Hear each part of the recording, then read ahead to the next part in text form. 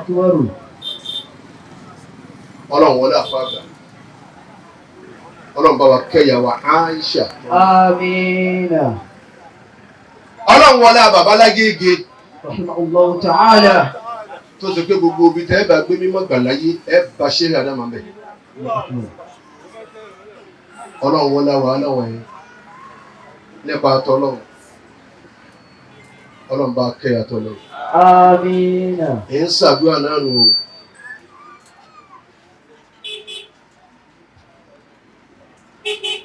Àwọn àgbàlagbà kan tí wọ́n ń bẹ wọ́n ṣẹ́kù fún wa ní gbogbo àdúgbò wa yìí àtàdúgbò kálukú wa.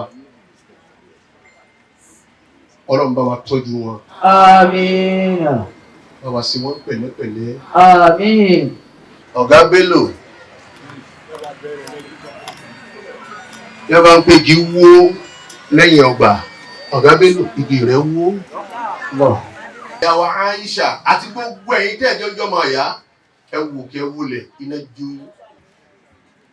Ọmọlẹ́kọ́mọ láàkọ́mọ ìlàhùmọ́. Oga Bello bóde bá lé ọmọ bá ń sáré bọ̀ gbogbo ẹ̀dá gbogbo ẹ̀jẹ̀ mọ́tẹ́ jókòó ọlọ́wọ́ bá ń ṣe dáadáa fún yín. Ẹ̀yin ìyá wa ọlọ́wọ́ jọ dáa fún yín. Èyí tó bá wù náà yín kọ́ sáré. Èyí tó bá sì wù ní oyin ìwọ lọ́mọ ẹ sáré tí ẹ̀kọ́ mọ́ tí ọ̀rọ̀ ẹ̀ òkúkú dì ìyẹn tẹ́lẹ̀. Ọmọlẹ́kọ́mọ láàkọ́mọ ìlàhùmọ́. Ẹ̀yin mẹ́ta ni lọ́rẹ̀ ní ọkọ rẹ kò sí kẹtọ́ gbàgbọ́ ẹnu ṣé kí lọ wá ní sàdúrà sí. Ìwọ tó yẹ kí pé ọ̀kẹ́ náà lọ́kọ rẹ bí ayé tẹ̀ ń tanra ayé tí ń pé wọn nìkan lè yàwó òun ọmọ tán rẹ àwọn ọmọ bẹ́ẹ̀ta tó ti di olùjọba kú káàsì ní ó tó tú. Oga Bello Peter bá wà lé tó gbóná ìyá ó sì dúró ní ọbẹ̀ lẹ́nu rẹ̀ báyìí ntí ìdí lágbájá ẹ dàpọ̀ ẹ bá rún rẹ̀ yín kálukọ́ máa bá alájà ẹ wọlé ọ̀rẹ́ kan ẹ dàpọ̀ sàkáwá jẹ́ nìkan tó tọ̀ ẹ wọlé kò ní wọlé ẹ wá òun ní fojú wá pé bàbá yín dà á. Oga Bello ẹni tí ọmọ owó gbogbo ẹ fún ọ ń bẹ nínú lẹ́lẹ̀ ìwọ ń bẹ nínú atẹ́gùn ni.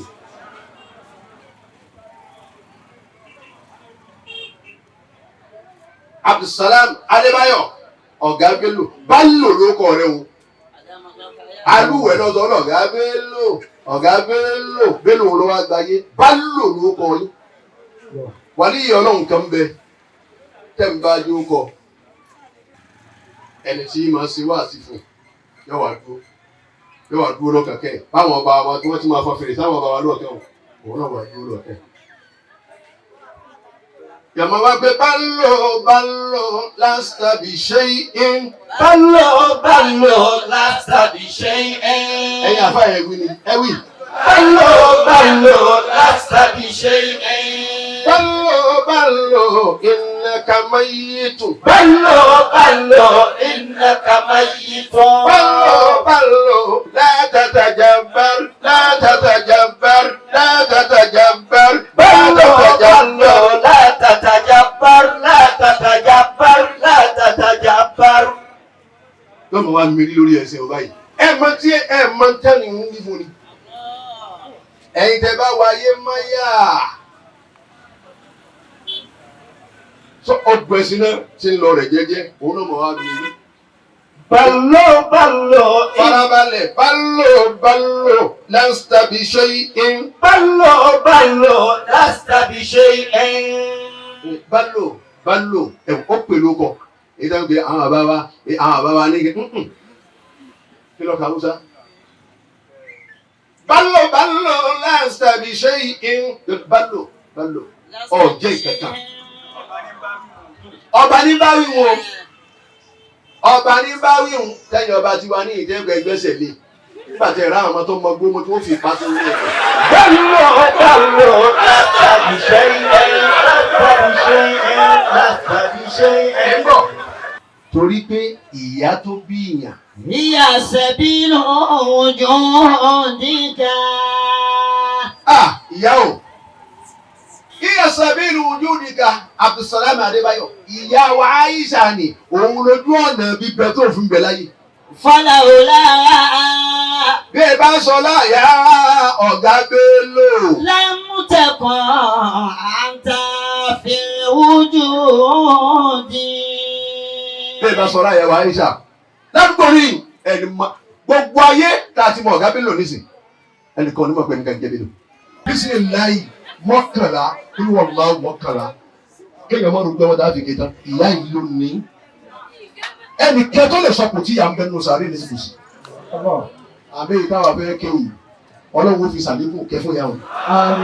gbogbo ẹni bá máa kí láyé rántí jọta á ké fún ọ̀nà ẹ̀yà ké dáadáa. bismillahir rahmanir rahim Allahu ahad Allahu samad lam yalid wa lam yulad wa lam yakul lahu kufuwan ahad. bismillahir rahmanir rahim Allahu ahad Allahu samad lam yalid wa lam yulad wa lam yakul lahu kufuwan ahad. gbogbo ẹ̀yin gbogbo wa nítorí bá yẹn lóbi lókè ètò ní pé àwáyé kú òsì níta ń ṣe ládùúgbà ìlú ìpè kọ́lọ̀ ọ̀mọ̀lẹ́dùnmọ́lẹ̀ ló jẹ́ kí ẹ̀mí gbogbo wa.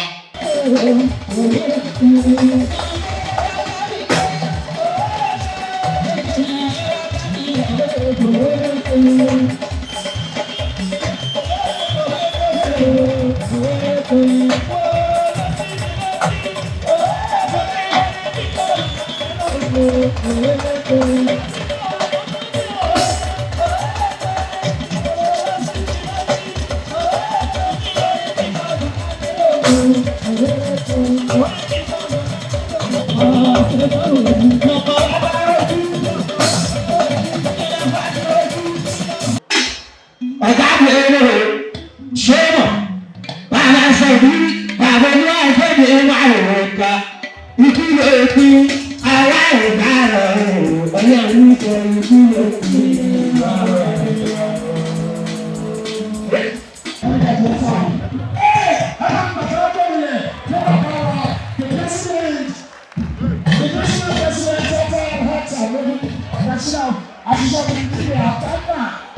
We want to welcome all our distinguished guests to this ceremony where we are celebrating the exit of our dear mother, grandmother and great-grandmother, Alhaja Aishat Ayoka, Abdul Karim, and Kulori Kantite.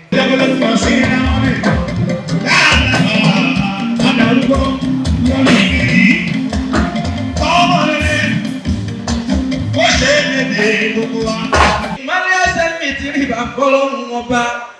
Gbogbo tábà pátápátá ni mo kí nínú òde táwa yìí o. Mo kí gbogbo ATP pátá tí bẹ̀rẹ̀ ìjòkó pátápátá. Gbogbo ẹgbẹ́ yóò pa pátápátá tí bẹ̀rẹ̀ kalẹ̀ mo kí yìí. Gbogbo ẹgbẹ́ ìfọ́jọ́lá heritage and social development of Nigeria ni mo kí. Ẹ mọ̀ ṣé wọn náà kó aṣẹ ike ìyá olórí ire tó lọ. Ìyá wa ìṣàtúwò Àyọ̀ká gbóhùn lórí pàtẹ́tẹ́ ni mo kúkú kí. Wọ́n mọ̀ wípé àgbẹ̀ tó ṣe tán ó fọwọ́ sọ̀tẹ́ o. Bó ti lè wù kó rí nípa mọ́ mi ni. Ìyá Alájà Àìsàtú Àyọ̀ká. A ó tètè mọ̀ pé rí àwọ̀. Bẹ̀rù sí kẹ́lẹ́ kìnìún. Ṣé ológun màmá mi Àìṣàtú Àyọ̀ká? Ikú tó mú Àìṣàtú Àyọ̀ká Bọ́lájí. Ó ti dájú pé gbogbo wa ló máa kú sí kẹ́lẹ́ ọmọ ẹbí sá. Nǹkan kan wà tàbí ṣe lẹ́lẹ́ yìí. Mo ti pe àwọn tí wọ́n bá wa ró òkú yìí o. Torí ìyá wa àti 107 àti 107 àrò òkú yìí ni o. Abẹ́mọ̀ orí ikú tó pàyà o. Tapan.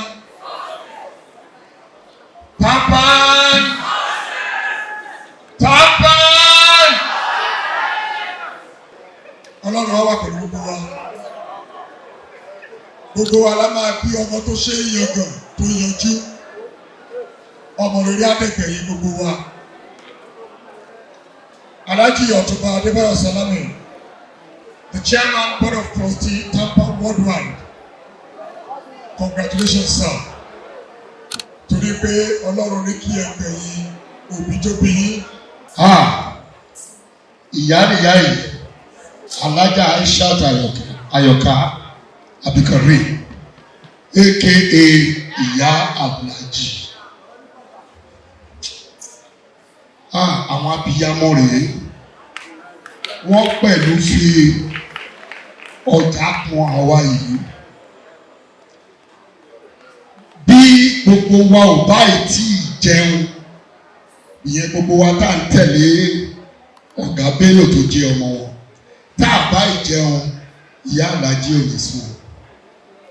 Wọ́n á rí pé the last person wọ́n jẹun. Kí wọ́n wá gbọ́ àwọ̀ kan kékeré bó ṣe òkú kéré tó láàrin ẹnikẹ́ni síra wọn. Wọ́n máa pè wá jókòó, wọ́n máa parí ẹ̀. Ṣàṣà nínú wa ní ìgbára ìkọjá. Ikú pakọ̀gùn lóde ìlàárọ̀. Ikú máa pẹ̀rẹ̀sẹ̀ lóde ọ̀bá o. Ikú pẹ̀lú yóò pẹ̀ ní ẹ̀jẹ̀. Ikú bàjẹ́nà kú ẹranko ńlá tí í ṣe tó kìjì. Ikú bá dé láti wá mú mi lọ. Jẹ́ kí lè sọ pé mo dúpẹ́ o, mo ti ṣe wá tí mo lè ṣe. Jẹ́ ká lè sọ pé mo dúpẹ́ o, mo ti ṣe wá tí mo lè ṣe. Ikú bá dé láti wá mú mi lọ. Ikú bá dé láti wá mú mi lọ. Jẹ́ kí lè sọ pé mo dúpẹ́ o, mo ti ṣe wá tí mo lè ṣe. Jẹ́ kí lè sọ pé mo dúpẹ́ mo ti ṣe wá tí mo lè ṣe. Ọlọ́run á máa pẹ́jú sẹ́bí gbogbo wa láwọn mọ̀. Ọlọ́run á máa pẹ́jú sẹ́bí gbogbo wa láwọn mọ̀. Jẹ́ ká lè sọ pé mo dúpẹ́ mo ṣe wá tí mo lè ṣe. Jẹ́ ká lè sọ pé mo ti ṣe wá tí mo lè ṣe. Bàbá Bùkà. Ẹ jẹ́ ṣe rere láyé wa o, kí wọ́n ó lè ròyìn wa bàbá sàn. Ẹ jẹ́ ṣe rere láyé wa o, kí wọ́n ó lè ròyìn wa bàbá sàn. Ibo la dé láti àmọ́kọ́ o, ibo la gbé lọ sí òkè bù.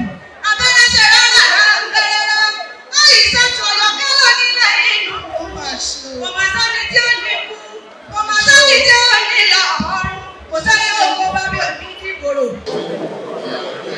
Àwọn ìyá ọ̀pọ̀ wà tó jẹ́ wípé tí wọ́n bá dé dé wọ́n máa ka gbogbo àwọn ọmọ tó ti pàdé gbogbo àwọn tí wọ́n ti ṣe léṣe.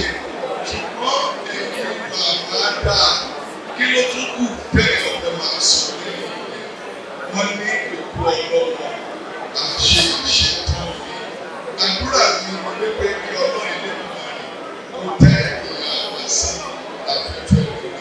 Ìyá wa ó fi ọlọ́gúnlọ́gún ó sì fi ọlọ́gbàgbọ́gbà gbogbo ọmọ lọ́yọ̀ tí wọ́n sì fojú jákèjádò àgbáńlá ayé níbo ni wọ́n ti lókìkí ìyá wa ohun tí a ṣe ó gbélé ayé ó ṣe rere. Ẹ wo màmá tẹ ìpẹnu gbẹnu síta.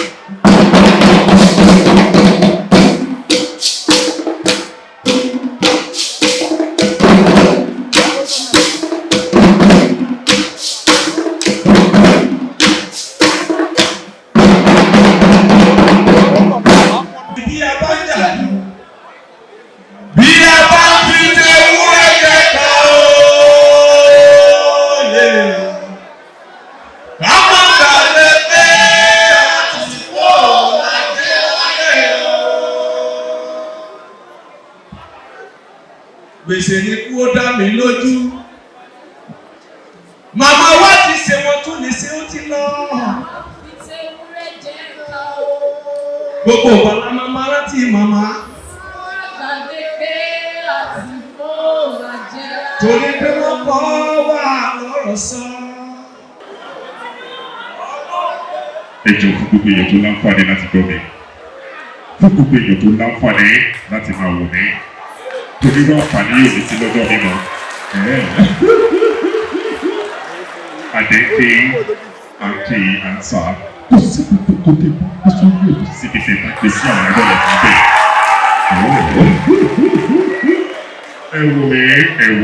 Ẹ wò mí, ká má sọ̀rọ̀ jìnnà. Bóyá ká gbé kúrò lórí ẹ̀ ká gbé sórí ẹ̀mí tí ìfọ̀ tó ti gbé jẹ. Ṣé ní kíkí bí ẹ̀mí tí ìfọ̀ tó ti gbé jẹ kò sí kí tí yóò sọ̀rọ̀ sí ọjọ́ tí yóò sọ̀rọ̀ sí ẹ̀yẹ tí kò ní bá wọ́n jẹ́ ọ̀dà. Okay, it's okay. Mo fi jí gbogbo yìí calm down.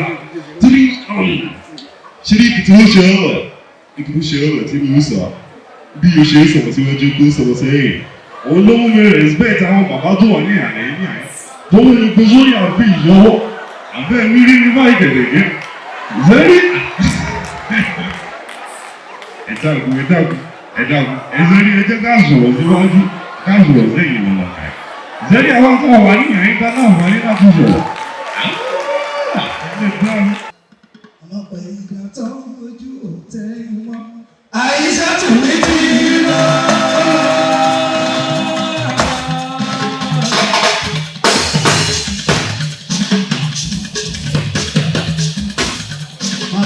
Ìjà tó ojú òfẹ́ iná.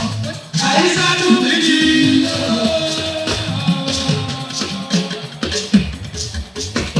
Ìyá olùgbé aṣọ ìgbà ọ̀pẹ. Àyíkábà ló rẹ̀ pọ̀ ojú kàkà. Àìsàn tó méjì lọ.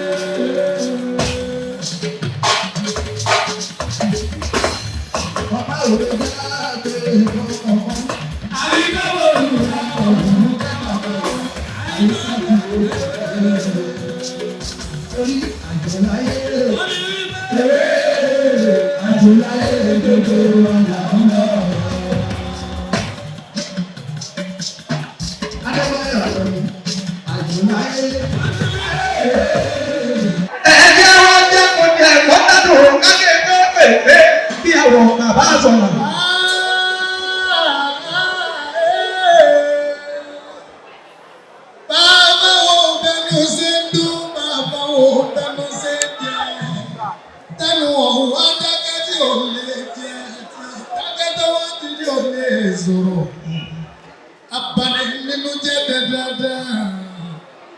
Nígbà tí mo bọ́ bí ìyá wa Yorùbá, ìyá Oga Bello ní Adebayo Salami.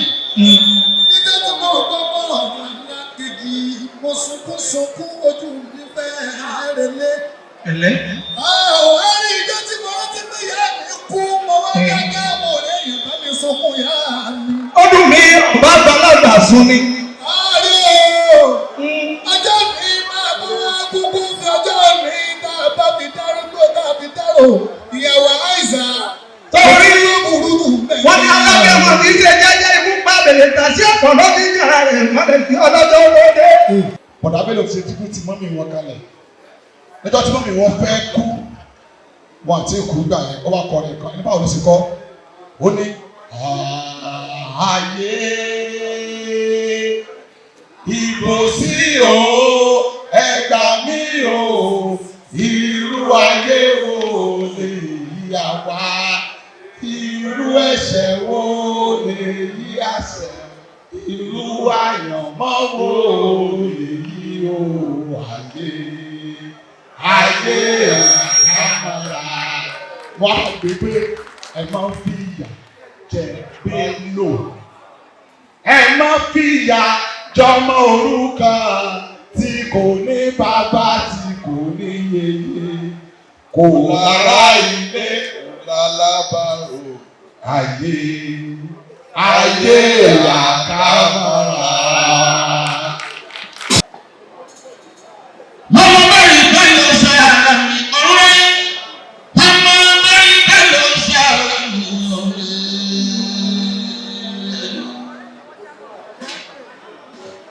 Yàrá tí yóò ti ta ọ̀rẹ́. Yàrá tí yóò ti ta ọ̀rẹ́. ikú ti ṣe ìdásẹ́yìn tó ti pẹ́ náà.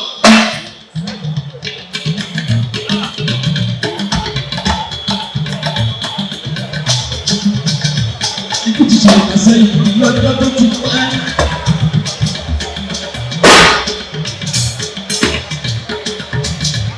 Ọkùnrin alájà máa ń máa rí wọn lérò. Nínú rẹ̀ kò ní káyéjá bá mẹ́rin mú mi sátàbí. Ọkùnrin tẹ̀lé kan mọ́ ẹ̀ka bá mi ìdílé ìdílé màmá yìí ti rọ wá ọ̀sán ìyá bẹ̀rẹ̀ ṣùgbọ́n ní 91. Onídàá kíkọ̀ ọmọ mi náà ó ta àgbà kó tó yá láàjì kó tó lọ láyé. Má ṣe kú ní kékeré ó wà bẹ̀rẹ̀ jà lọ́nu olú ayé òkúti àtòkúrò ẹ̀yà ọ̀kọ̀ọ̀kan. Ayé onínúure kan kò lè káyé jà o onínúure kan kò lè káyé jà o. Ìyẹn kan ò lè rí ó ní ẹ̀ má ṣe lè ẹnì kó mọ wẹ kó ló ń mọ wẹ kó já o onínúure kan kò lè káyé jà o. Ọmọ bá dídé kò sọ́kọ́ bàjá bá ń gbọ́ o tẹ̀dá bí kò mọ̀ ń bẹ́sì máa ń sáré o tẹ̀dá bí kò mọ̀ ń gbóhùn ẹdún tó dún lemọ́ tẹ̀dá bí kò mọ̀ ń oyè tó ní ní òtó o mi ò jẹ́ oyè tó ní ní òtó o mi ò jẹ́ oyè